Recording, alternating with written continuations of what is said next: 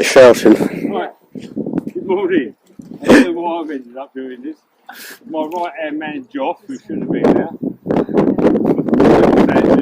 that he can't do it, so I can't be here with his wife. So it's down to me here. So we're here today to sort of celebrate Granddad's birth, or Albert, who died 81 years today. I think that's why we picked today to do it. A lot of you, you've never been here, you don't know anything about this. Some of you most likely don't even know anything about Granddad Albert. Because it's my granddad. We're going further back to some of the great granddads. So that's why we're here. Great. So I was trying to. I'm not very good at public speaking, but you've all got these. If anybody wants to copies of it, just let me know, and then I can email them over to you. Something like there's these war records in there when he was in the service. It's very hard to read it on here, but if you wanted me to email it to you, you can open it up and you can computer and some of the photographs as well. But we'll have a little word about Albert. Albert Charles William Miles. He was born on the 13th of January 1900. So that makes it easier to tell all the dates, because you just got to keep adding the bits to 1900 so you know how old he was every time. 13th of January, as it happens, was my birthday, or is my birthday. So I come along 57 years later. So that's one thing we had in common. So Albert was born on the 30th of January, and his mum and dad were Arthur and Annie Miles, who, I think, talking to Jeff, they might have come from somewhere like Walken. Walken is over there. Well, with Karen having a look at it, I think he was born in Newton, but he was christened in Stevenage. I'm not quite sure what happened there. But again, that's in March 1900. I don't really know anything where he went to school. But we have a date and a Compton, which I think you local people. I think they were living in Compton at the time, and after leaving school, again talking to Jeff here, I think maybe he went into a brickyard in Hermitage. And then we have a record then of what he was doing when he was 18, because we joined the services at 18. He was a blacksmith, because that's what his profession was at the time. So a blacksmith labourer at 18. So what, we're guessing he left school at 14, they did in them days. So for 4 years, worked in the brickyard and become a blacksmith labourer. So that's what your great-grandfather or your great-grandfather did. And great. And great. And great. Yeah, they're here. Great. So that takes us up to 1918. So where is that there? So obviously, First World War, 1914 to 18. But at the beginning of 1918, the 15th of January, Albert was 18 and 2 days old. He signed up to service. He signed up to the Royal Marine. And then, after signing up to do his training, according to the war records, he went to Chatham in Kent and done his training down in Chatham. And he was there for about 11 months doing his training and whatever else he was doing down there. But that takes us up to December 1918, and this is the lucky bit for most of us, because the war finished November 1918. So he never actually went into service until after the war finished. As somebody said, I think it was you the other day, Jeff, that if it all happened a little bit earlier, a lot of us wouldn't be standing here. Because he could have been doing active service in Germany, But luckily, he did. He went to see the 2nd of December 1918, HMS Shannon we got here, and he was only out to sea for 4 weeks. And that ship, there's a picture in the back of this thing. Again, reading about it on Google, Shannon patrolled the North Sea. So he was a Royal Marine, so I'm assuming they had soldiers on ships in case they had to do some sort of fighting or something. I'm not sure. But that's what he was doing. So he went out with HMS Shannon, then he'd come back to Cheltenham, then back out on another ship, Calalope, again a short period of time, and then ended up HMS Raleigh. And the Navy call everything HMS, whether it's a ship or whether it's an land base or whatever. So I looked up HMS Raleigh, and there is no ship called HMS Raleigh. It's a training camp. And he seemed to spend the last sort of 2 years or 18 months or whatever of his life working down there in that place. So whether he got involved in the training or whether he was just a guard down there, whatever. But that takes us up to when he was 22. That's the sort of the first 22 years of his life. He's sort of, we know where he was and what he's doing. And then that's when he seems to end up back in Newbury then, because after he was discharged, on the paperwork, we think it's St Mary's Close, London Road, Newbury, he went back to. I think Jeff said again. We're not quite certain. I think if those of you who know where the Mercedes garage is along the London Road, there used to be a track went down the side of it, and I think there was a cottage down there, but I wouldn't be. Yeah, but by that time, a lot of circumstances have changed, and so. Yeah, so that's the interest of his discharge case. We had him when he was 22. He's back in Newbury living again. Somewhere between 22 and 23, he met Elsie, who, in case you didn't know, as I understand it, her ashes scattered here, and that little one there is for her. Yeah, so he's come out of the army at 22, and he's married Elsie in October 23. Whether they met after he come out of the army or while he was in the army, okay, I'm not too sure there. They both lived in Newbury, so there was a very good chance they would have possibly met somewhere. Yeah. Where, I don't know.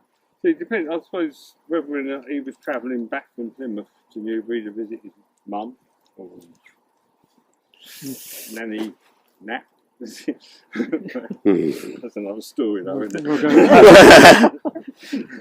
don't even understand. We don't want to be here all day. Yeah, so in where was I? Yeah, October 23, they married. Then the next week, there's 4 sons come along to start off with before we go to the next. 3 sons and a daughter.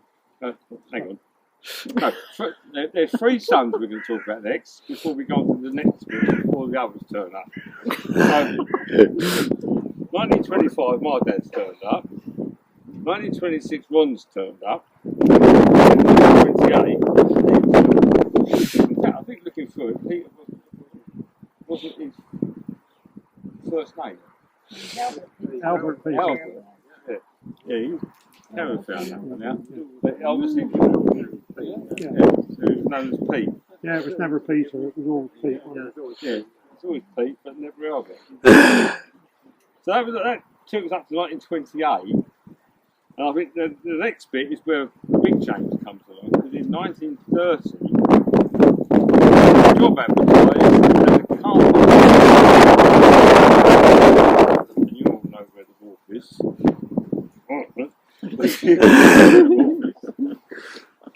And he got that job, and I'm guessing, putting it together, with the job come the house? I don't think so. No, I think the house belongs to the fire brigade and the ambulance. Yeah, but But the two were together. yeah. So when he got the job, did that give him the house at the same time? About so, yeah. Yeah. He had the sum of £2.12 and sixpence as a wage when he. I've got his pay slip when he worked on. He took in a lot of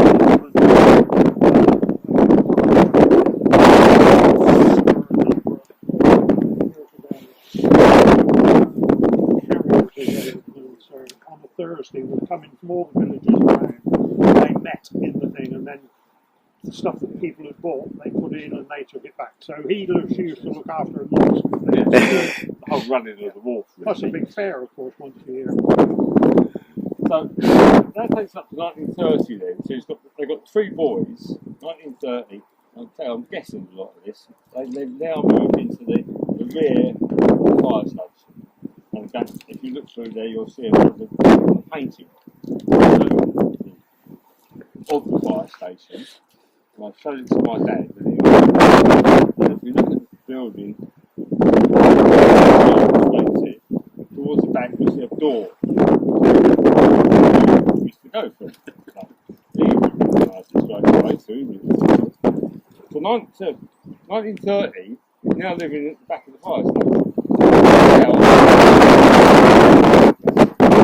But it was a voluntary fire brigade. They were all auxiliary firemen. So when the bell went, they run, done their job, and they paid for what fires they went to. That's when he got interested in fire. I've got something at home that's there in 1997. There was something as well. I think he was the fireman. That was part of his job. So that's where he gets the fireman. So now they're living at the back of the fire station. 1931, Jim comes along, and 1940, Jeff turns up. I've got to say it. In there, there's a picture of my dad, and it goes down, and Jeff's at the front, wearing a little dress, for some reason. I often wonder. They just wanted another little girl. If you look at it, he's got a little dress on.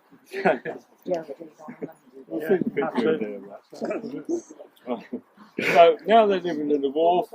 So they've been there 11 years. Obviously, 1939, the war's broken out, so their job's taken place.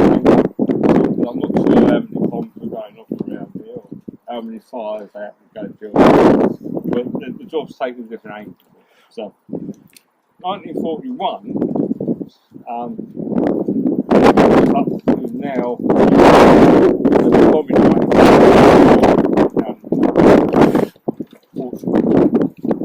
and at least 2 fire engines were sent to Portsmouth for standby duties because of the bombing raids that the Germans were doing. I found an eyewitness account somewhere in the newspaper or something. And it says the eyewitness account says that there were 2 fire engines following each other towards the town. The first fire engine stopped, and as the second fire engine stopped behind them, which was travelling in the second fire engine. The crew of the second fire engine got out to see what was wrong with the first fire engine. At that point, a bomb went off nearby. There was debris and shrapnel that was blown everywhere. There was Albert got hit, a few of the other crew got hit. 2 of them died, I think, like that scene very shortly after. Albert was taken to Portsmouth General Hospital, and I think this happened on the 11th, and he survived the night, and then died today on the 12th, which is 81 years today. They're all there, huh? So that's sort of what happened to them. It's all in there, so you can, if you meant probably tell your children, whatever. The bit that amazes me, does it amaze me? I don't know. Shortly afterwards, the three firemen, the town of Newbury, had a massive big gun ceremony, like for the procession for the three firemen In the middle of the war. Yeah. What a wonderful thing to do. It's fantastic they did that. I never really thought about that, but yeah, in the middle of the war as well, and all that was still going on. And over the last 80 odd years, it's raised its head many times in the newspapers, different stories. It's always coming up, but even to this day. They're lucky even next week. The story is going to come up again because we're all standing here. So what Newbury did at the time, again, talking to Jeff seems to recall that they stayed in the fire station until you was about 5. Until I was 5, yes. There was, going back to your front door, it's most strange because the river was only at the back, so everything was very possible going to flood. It hasn't done in recent years. But you actually went down 2 steps, and then that went into the kitchen. And just to give you a sort of a picture from what I can remember and what I was told, obviously, Father built underneath the stairs a bomb shelter where we were all going to go in there and sit in if there was any problem. But there was also a range fire, and we'd all sit in our tin bath and have our bath. I suppose I was the youngest, I was last in, so I was clean. Don't throw the baby up with the bath water. And, you know, the house was all blacked out with black curtains and so forth. Yes, it was. Just to elaborate a little bit on what you said about Portsmouth, they actually, those of you who know Portsmouth, they actually sat up on top of Portsdown Hill, which is overlooking Portsmouth for 2 or 3 days before they went in. Because, you know, when you say there was 2, and that was quite possible, but of course they were all exposed on the outside. There was no cab that they sat in. Even the driver was exposed. And you know, I used to, as a very youngster, be in the wharf there, possibly catching the bicycles as they came. And on many occasions, as they used to go out, and those of you who can remember the Bear pub that used to be on the corner there, to the marketplace, that's all they were doing, was they were trying to get you to fit, but at the same time going on as well. But, no, just going back to Portsmouth, when the report that you have there, yeah, I'm sure it is absolutely right. I think they were more into the dock area, because I do understand that one was actually blown into the water when this happened. And actually I had got New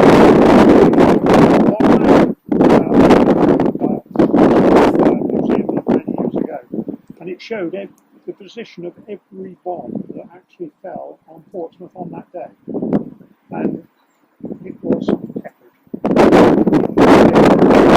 Germans were able to avoid Portsmouth on that day. Now we've come forward. But no, other than that, I think I'm just at the bottom bit now, saying that in 1940, so you was there, you stayed in the wharf until sort of about 45, which because I don't think the accommodation didn't go with the job as being a fireman. I think that was just what they wanted to do, and I'm used to know the name, they actually wanted to move the ambulance chief into that cottage. Because this cottage was, the fire station was on, if you look at the front, it was on the left hand side and went literally right back to the river, whereas the ambulance station was right, and they wanted the a guy who was do the ambulance in them days. I don't suppose there was no NHS, so it was possibly a local.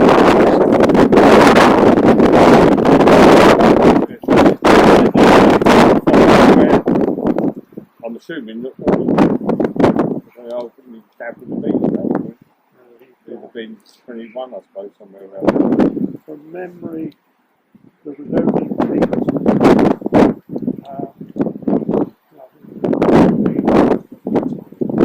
That's when you moved to George's Avenue. We sort of remember them being Very desirable place in those days, very undesirable today. Yeah. So I went, how many years ago did we go back there? Only a few years. About 3 years ago, something like that. Very I went back to St George's Avenue. We was just driving about, so we were going to have a look at it. And we parked up, and I couldn't remember the house number. So I phoned Joff up and said, "Can you remember what the house number?" He said, "Well, where are you?" I said, "Well, I'm down St George's." He said, "Get out of there, get out of there." You're not joking. He said, "Get out of there, you're not going to be around there." As I say, it was very, it was a smashing place. Yeah, in this case. It really was. You know, I can remember the neighbours, and we had a garden at the back that would gone way beyond those trees there. At the railway line in Bolton. Huge garden. Yeah. I knew every. I remember them. But yeah, so that's you've got these. You can photocopy it. You want any electronic version of it. I've got it somewhere on the computer. But that's what happened to Albert. That's his, short life, 41 years. He found the beginning of it.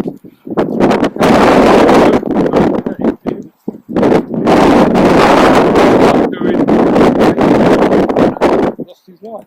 But I'm saying that there were 2 other firemen at the time that died. Charles Rawlins and Leslie Ford, and we've got and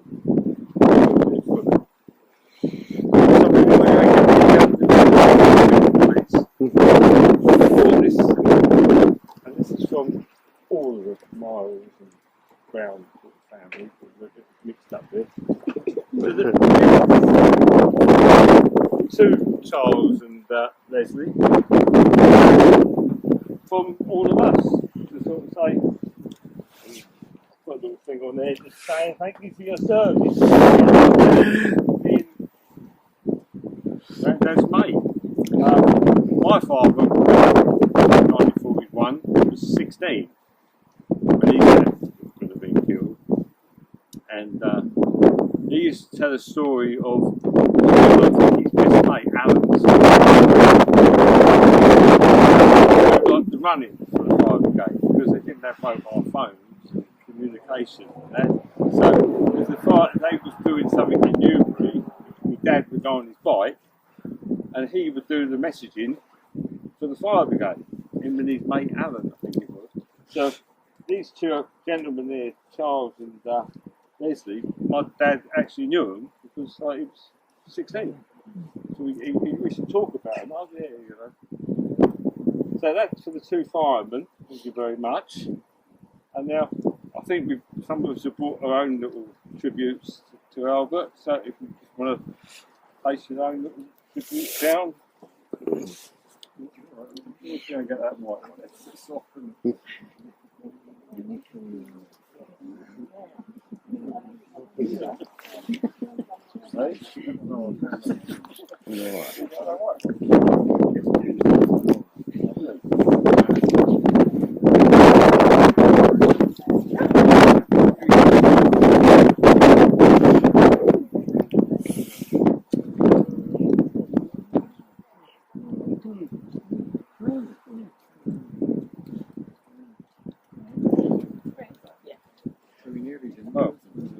right, so that's it really. I think we'll just say your own. I was going to say, can I just say, Chris,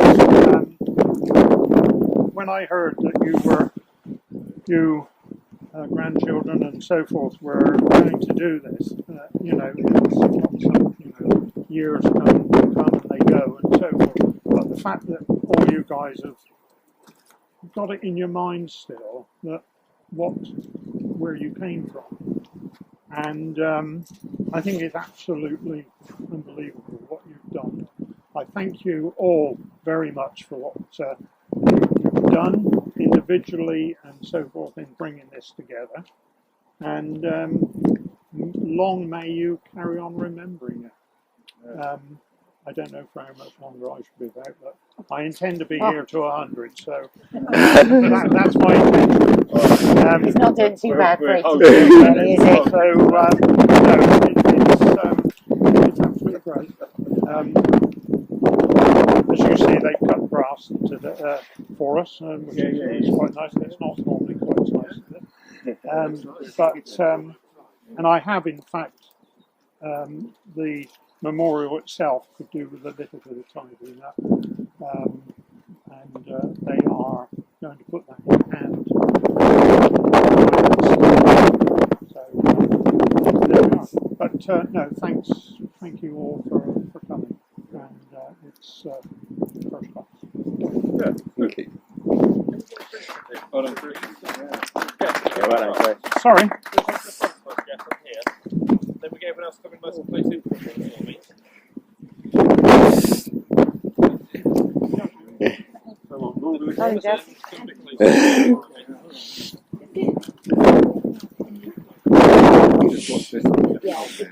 Yeah, don't just go over there a bit.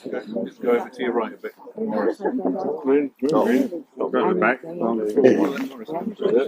Yes, hi there. Yeah, I'm just gonna stay back here. Just take a few steps. 2 seconds. Stand on your feet. Moving in forward. Keep on going. Moving on. Lovely, brilliant. Okay.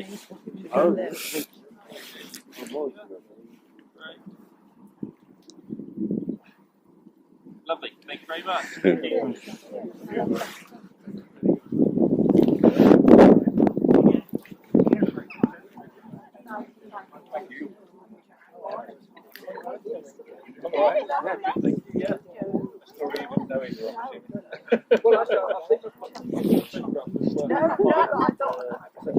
So this is almost like the third generation. So Yeah, it's Jan and Roger. yeah, And it's Wendy and her brother and sister. Sorry, I Wendy's our middle one. right. And then that's your child. That's their children. Yeah. Right. Yes, that's right. Goes to great great. Yeah. And so Justin is my brother here. Okay.